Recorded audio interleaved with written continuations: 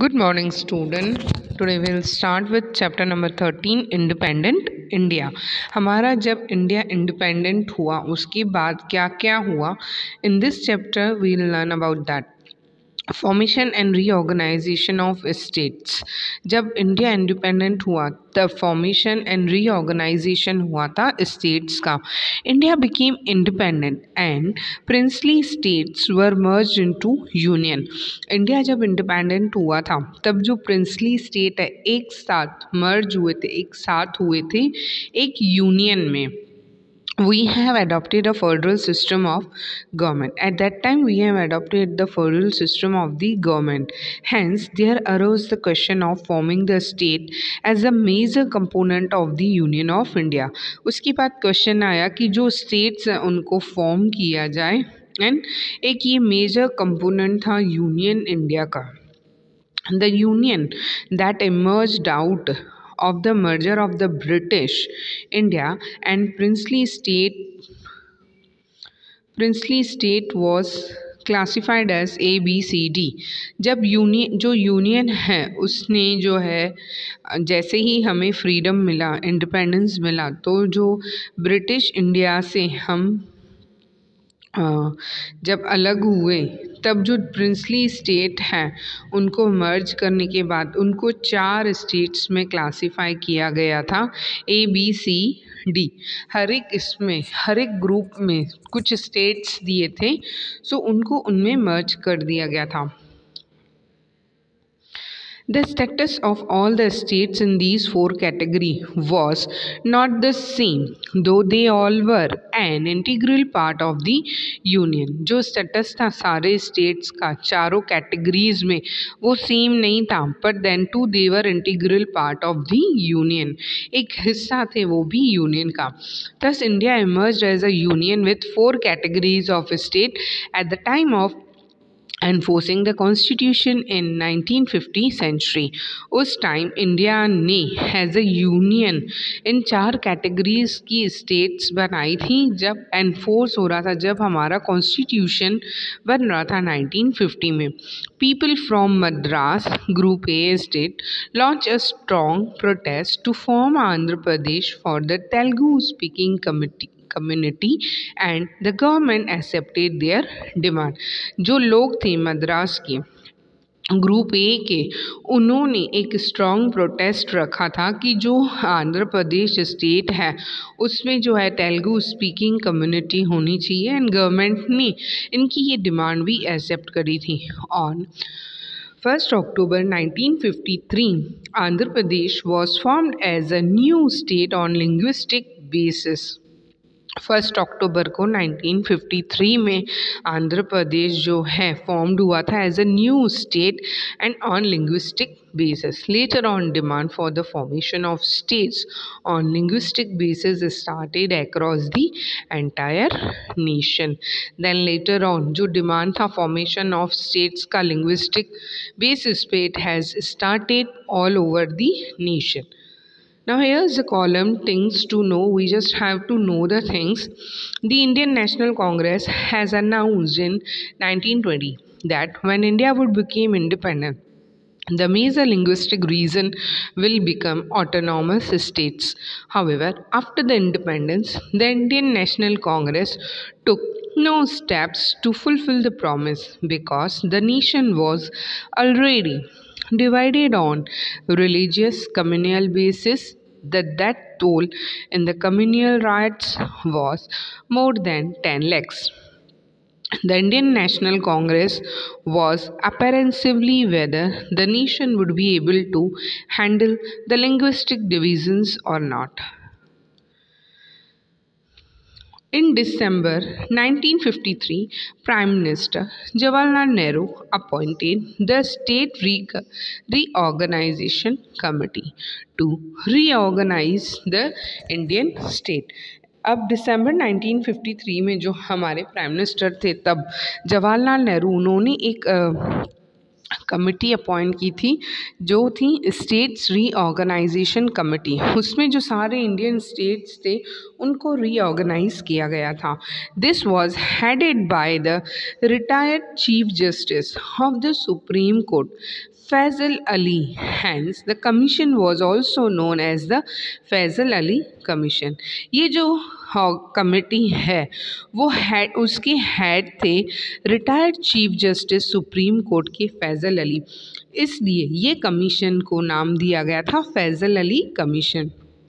The bill regarding the reorganization of a state was passed in the parliament and was implemented from 1st November 1956 onward. और ये जो bill था regarding reorganisation states का, ये पास हुआ था पार्लियामेंट में और लागू हुआ था 1 नवंबर 1956 से.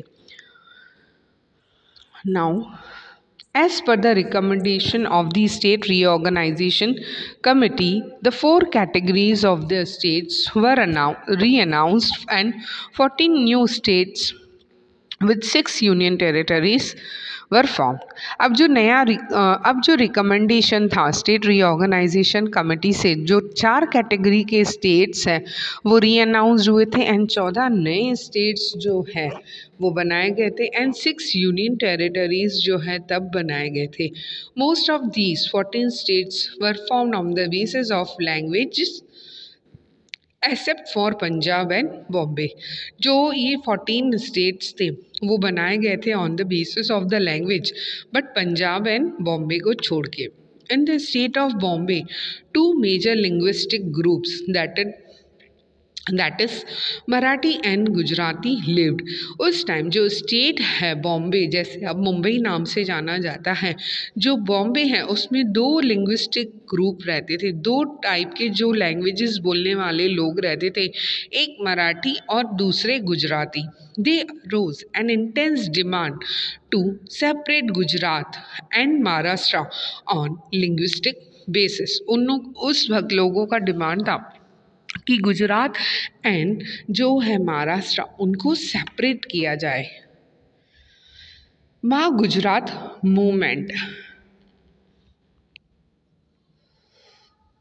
The day when the bilingual recommendation for the state of Bombay was passed in the parliament, a group of students of Law College in Ahmedabad organized a meeting and they started a series of demonstration. Gradually this movement become more aggressive. जो ये bilingual, जो ये 2 languages के बीच में issue था, तो उस वक्त जो स्टेट है बॉम्बे का रिकमेंडेशन तब लाया गया था, पास किया गया था पार्लियामेंट में.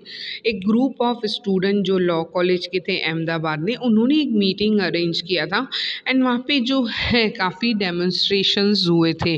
बट ये वहाँ पे जो डिस्कशन हो रहा था, धीरे धीरे वो डिस्कशन जो है एग्रेसिव बनता गया, उसमें लोगों में गुस्से की भावना आने लगी.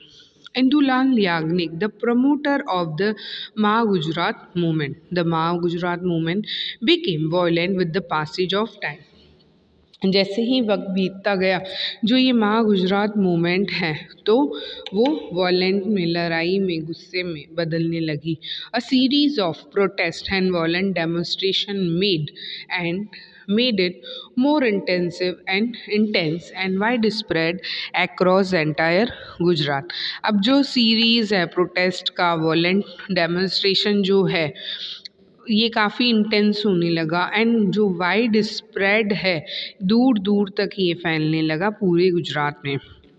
इंदुलाल याग्निक, जयंती दलाल, ब्रह्म Kumar Bhatt were the prominent leader of this movement. Maha Gujarat Janata Parishad was formed under the leadership of Indulal Yagnik in September 1956 with the support of few other political parties.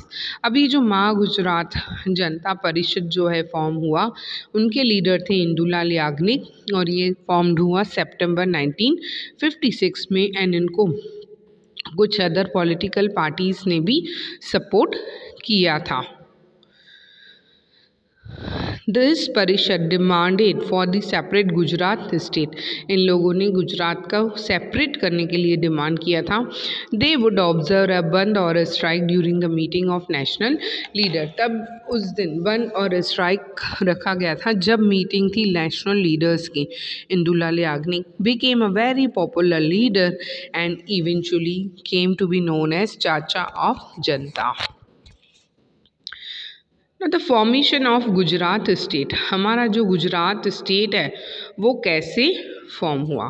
The movement compelled the parliament to divide bilingual state of Bombay into Gujarat and Maharashtra in 1960। जो movement है parliament में, ये लोगों ने वहाँ पे demand किया था कि जो दो स्टेट है बॉम्बे में, गुजरात एंड महाराष्ट्र को सेपरेट किया जाए। दोनों एक ही अंडर में थे बॉम्बे में।